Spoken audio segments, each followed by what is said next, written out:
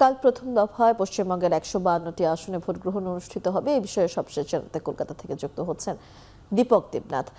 দীপক, জানতে চাই ভোট ঘিরে নির্বাচন কমিশনের প্রস্তুতি কেমন দেখছেন, কেন্দ্রগুলোতে ভোটের প্রয়োজনীয় সরঞ্জাম পৌঁছানো শেষ হচ্ছে কিনা এবং ঝুঁকিপূর্ণ বিস্তীর্ণ এলাকার আইন শৃঙ্খলা পরিস্থিতি কেমন জানাবেন।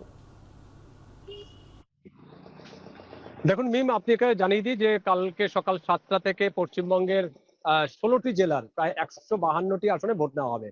এবং প্রথমেই আমরা যেটা বলছিলাম যে সেটি হচ্ছে যে নির্বাচন কমিশনের লক্ষ্যই হচ্ছে যে এবারের ভোট শান্তিপূর্ণ করা, সুষ্ঠু করা, অবাধে যাতে হয় এবং মানুষ বা ভোটার যাতে তাদের নিজেদের ভোটাধিকার প্রয়োগ করতে পারেন, গণতান্ত্রিক যে অধিকার সেই অধিকার যাতে তারা প্রয়োগ করতে পারেন, সেই ব্যাপারে কিন্তু নির্বাচন কমিশন একদম বদ্ধপরিকর এবং সেই লক্ষ্যে কিন্তু নির্বাচন কমিশন যাবতীয় উদ্যোগ নিয়ে ফেলেছেন।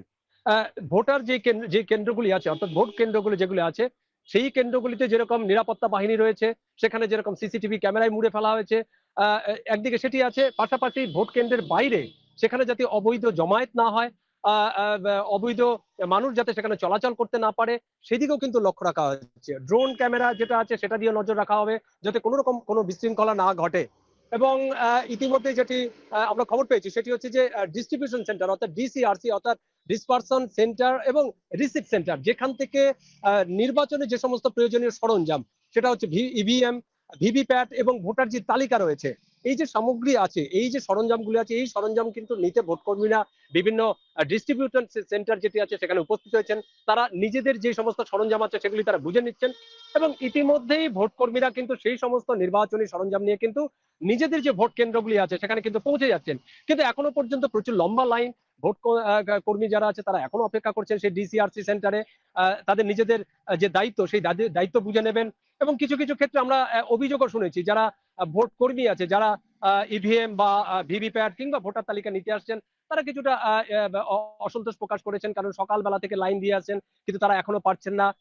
কিছু কিছু ক্ষেত্রে তাদের ঠিক মতন গাইড করা হচ্ছে না, এরকম অভিযোগ আসছে। সব মিলিয়ে আহ এরকম একটা পরিস্থিতি এবং তারা অপেক্ষা করছেন। ইতিমধ্যেই ভোট কেন্দ্রে তারা পৌঁছে গেছেন এবং এখনো পর্যন্ত ডিসিআরসি সেন্টারে তারা আছেন। তো সব মিলিয়ে নির্বাচনের প্রস্তুতি প্রায় সম্পন্ন। সকাল হলেই সকাল 7টা থেকে ভোট এবং সেটা সন্ধ্যে 6টা পর্যন্ত চলবে।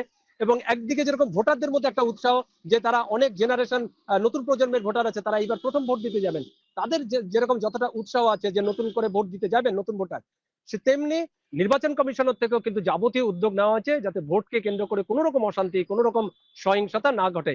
এই ছিল আমার কাছে সর্বশেষ নির্বাচনের যে খবর সেটি। মিম। কলকাতা থেকে সরাসরি যুক্ত হচ্ছিলেন দীপক দেবনাথ।